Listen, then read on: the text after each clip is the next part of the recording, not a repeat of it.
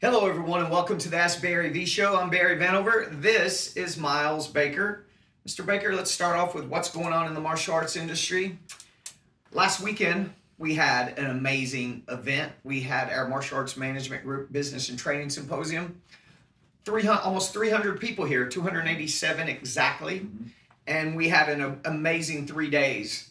We had instructor performance training, which was all about the classroom floor, making your instructors the best instructors they can possibly be, right? And there's so many business areas of business that go behind that. Your upgrading, your retention, your billing check, your accounts receivable, all of that is about how awesome that classroom floor is, right? We did marketing and sales and program directors training so that staff are coming in knowing exactly how to sign their students up, knowing exactly how to get those down payments, those paid in fulls, and go through that process. We had some great guest speakers in the business community come in, and as well as we presented a lot of new marketing ideas, a lot of new materials that we're coming out with for our clients. And then behind the scenes, we had 3 days of amazing martial arts training. Yeah. So all the premier martial arts school owners came in for their instructors to get curriculum training, to either get different levels of curriculum training or review and refresh.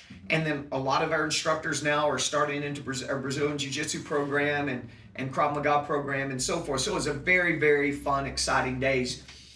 You know, events like that are so important for any business. If you look at any industry, every industry has these conventions and these big weekend workshops where they can bring their staff members to get the things that is important for every business, which one is research and development. Big companies and businesses spend money on nothing but research and development, making their business, making their people better, getting new ideas, cutting edge information, right? And another thing is companies spend a lot of money on is motivation, getting their sales team. Think how much money these big sales companies spend to bring in all these guys like Tony Robbins to come in and wow them and get them excited about going out and selling. Yeah. So investing in motivation for your team and frankly, networking. Business people go and they create networks of people they can go back and follow through with and help keep them motivated and can discuss things with. So the R&D, networking, and motivation are the reasons why in our industry, for sure, also, we would want to bring our team to these type of events, right? It keeps them pumped, it keeps them motivated, it keeps them educated, right? Now, in the martial arts industry, the next opportunity for people to send their staff members to something like this would be the MAB show up in New York and Long Island, the Martial Arts Business Summit. And I think that's, March 31st, April 1st and 2nd, right? And I was speaking to Mike Perella the other day on the phone, and they already have registered, I think it's near 500 people, a little over 500 people. Their capacity is maxed out at 750 people. It's not much space. Not much space, and I think they only have a couple hundred spaces left. Yeah. And it's just something that I think that that school owners would benefit from. The unique thing about this event that I'm hearing from Mike is that a lot of events people bring their entire staff. This one's a lot of owners coming to it, which is kind of unique that many owners are coming to one event. Yeah. In order for a martial arts organization to get 1,000 people to come, 1,500 to come, there are a lot of staff members there. Right. But this one is unique in the fact that tons and tons of the owners are coming to this event. I was looking on their website at, I think it's MABS2017.com, and I was looking on there at some of the guest speakers. The cool thing is like we did, they're bringing people from outside the martial arts industry in to educate the high-level people. They've got a guy, Mike Cohen's, that was 2009 Entrepreneur of the Year, and this guy has taken 12 different product launches that went into the multi-millions of dollars. This guy knows how to sell. Michael Burnoff, which specializes in sales systems, but not only selling something, but creating that rapport and customer service and relationship. Basically, getting people to buy from you and getting them to like you at the same time. Yeah. Now, what program director couldn't take what they're already doing and add that kind of energy and excitement and likability factor to it. And then they've got Bedros, I think his last name was Kulian, I can't say that, whatever. This guy's an email marketing genius, and he's got several businesses all based around email marketing. And I think, isn't that the guy with the body boot camp system? And he's kind of in our industry, fitness industry as well. And this guy is just an email marketing guru. And then they've got Joe Weldon, which has a company where he teaches people to be professional speakers. I think it's the Ultimate Speaking Systems or something like that. And he's taught tens of thousands of people how to be a better public speaker. I think, isn't it one of the most feared things by adults is public speaking? Right? So you're going to get tips from a guy that teaches this for a living on how to be a better speaker, whether you're going in to do school talks, you're going in to have a one-on-one meeting with a principal or anybody, or just teaching your own classes. So again, we put the information up. That's www.mabs2017.com. And right now you can pay that it's I think it's like $300, $297 for the event. You can pay that in 3 easy payments of only $99. And I know that space is limited, so this might be your last opportunity to go on. Or other than that, you just miss out till the next year. A couple hundred seats left. All right, so let's move on to our questions today. Sure. Our questions for this week, we started with Kevin R. He says, what would be a fair commission or percentage-based wage for a small school owner to pay his or her staff, and what criteria should this be based on? Okay, so how he's going to pay his staff members. The first thing about paying staff members is what? Is pay them the money they're worth. Right. Yeah. Now, we all meet the school owner that's a one-man show. He's desperate to find a staff member, and he talks somebody into working for him for free or next to nothing or commission only based.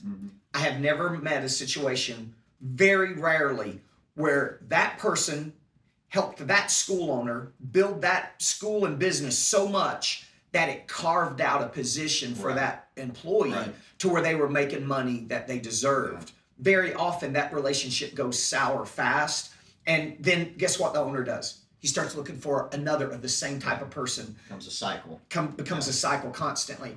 Really, to keep a qualified staff member, one, you got to have the right person. Two, if they are the right person, they need to be paid a fair amount. Now, you can't be paying them what you can't afford, but you can pay somebody a base salary to show them their worth, and then put a bonus system together on top of it. These people, and the people that are working for you for free, for next to nothing, for a chance of maybe carving out a great job for them, the fact that those people are so readily available probably means they weren't the right person anyway. Most people with any type of skill set are expecting to get paid for it. So whoever this was, Kevin, I'm not going to give you there is no exact amount how much to pay somebody. You've got a guy that's 22 that comes in, maybe he still lives at home with mom and dad.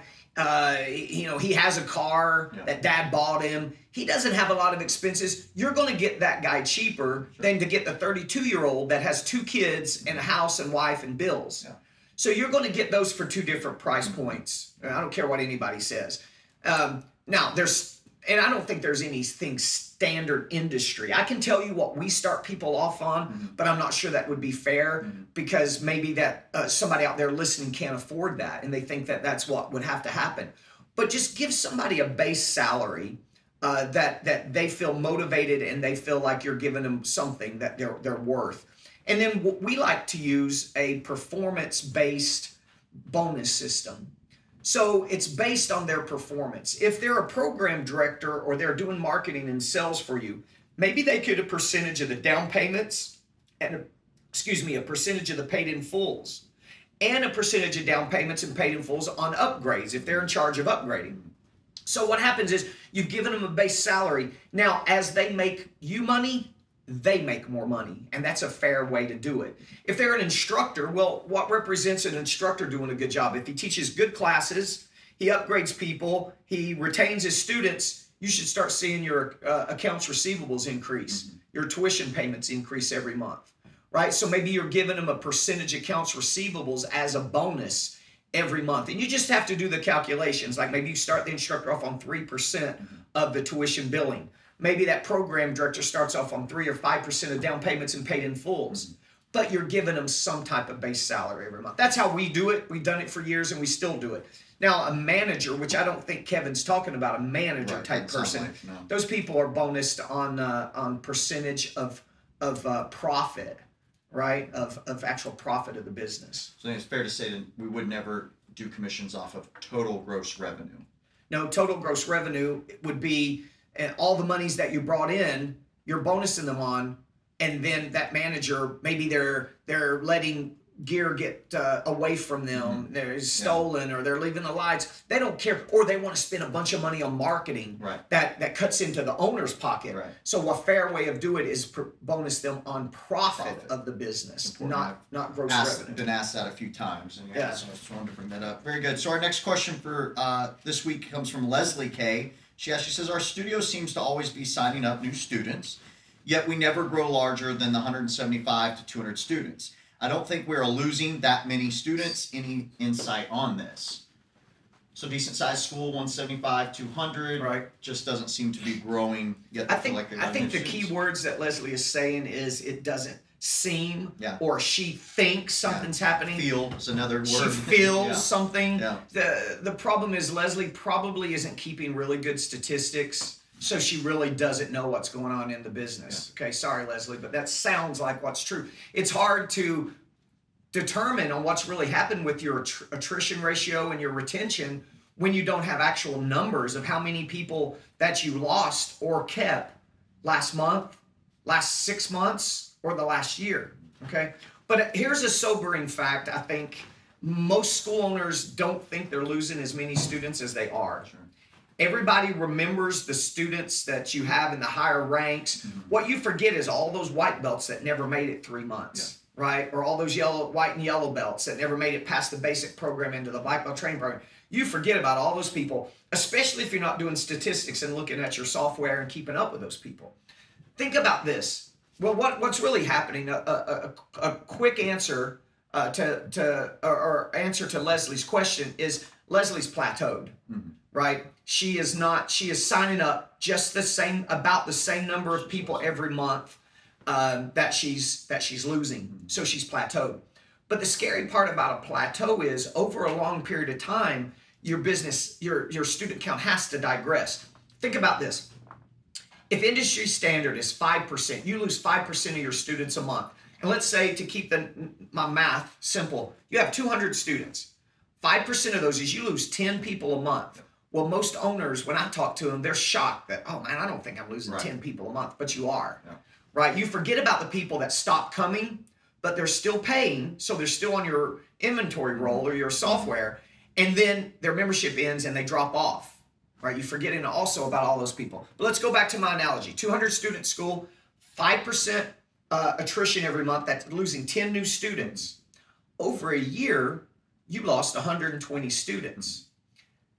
That's 60% of your entire student body that you lost.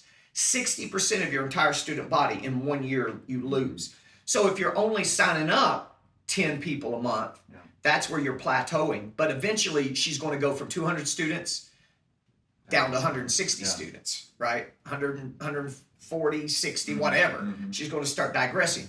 So, what got you to 200 students, Leslie, or 175 or whatever, isn't going to take you to 300 students unless you change your mind shift on business and especially on marketing. So how many of you out there are embracing internet marketing, Facebook marketing, making sure you got an amazing website, but yet you're still doing some of the foundational marketing of awesome martial arts birthday parties and promotional booths and VIP referral programs and school talks and mass intros and things like that. And you're teaching amazing classes and you're getting tons and tons of referrals, right?